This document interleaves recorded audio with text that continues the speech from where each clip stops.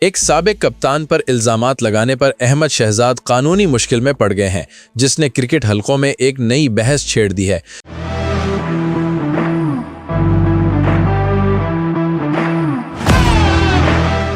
تفصیلات کے مطابق احمد شہزاد، جو ماضی میں اپنی جارحانہ بیٹنگ کے لیے جانے جاتے تھے، اب کرکٹ سے کنارہ کشی کے بعد ٹی وی سکرین پر بطور ایکسپرٹ نظر آتے ہیں۔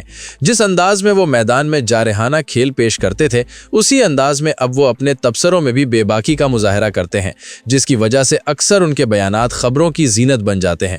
حال ہی میں انہوں نے ایک سابق کپتان کے حوالے سے مسلسل چند ایسے تبصرے کیے جو خاصے متنازع ثابت ہوئے۔ ان تبصروں میں ایک مخصوص کھلاڑی کو ٹیم میں شامل نہ کرنے کے فیصلے پر سوال اٹھایا گیا، جس پر احمد شہزاد نے اپنی رائے دیتے ہوئے اس فیصلے کے خلاف دلائل بھی پیش کیے۔ ان کے مطابق اس کھلاڑی کو نظر انداز کرنا ٹیم کے مفاد میں نہیں تھا، تاہم ان کے یہ بیانات سابق کپتان کے لیے ناگوار گزرے۔ ذرائع کے مطابق جب ایک ہی نوعیت کے الزامات بار بار دہرائے گئے تو سابق کپتان کے صبر کا پیمانہ لبریز ہو گیا۔ انہوں نے معاملے کو سنجیدگی سے لیتے ہوئے قانونی راستہ اختیار کیا اور باقاعدہ شکایت درج کرا دی۔ اس پیش رفت نے معاملے کو مزید پیچیدہ بنا دیا ہے، کیونکہ اب یہ صرف ایک رائے یا تجزیہ نہیں رہا، بلکہ قانونی دائرے میں داخل ہو چکا ہے۔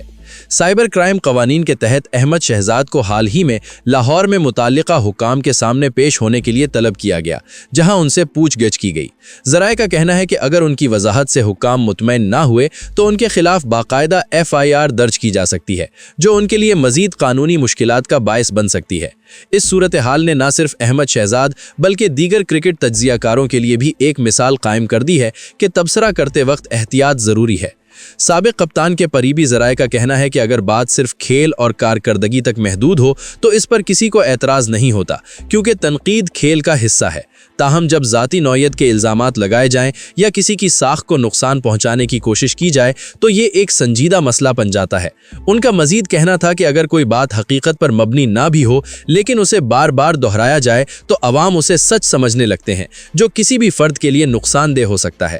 یہ واقعہ اس بات کی یاد دہانی ہے کہ میڈیا پر اظہار رائے کی آزادی کے ساتھ ساتھ ذمہ داری بھی لازم ہے۔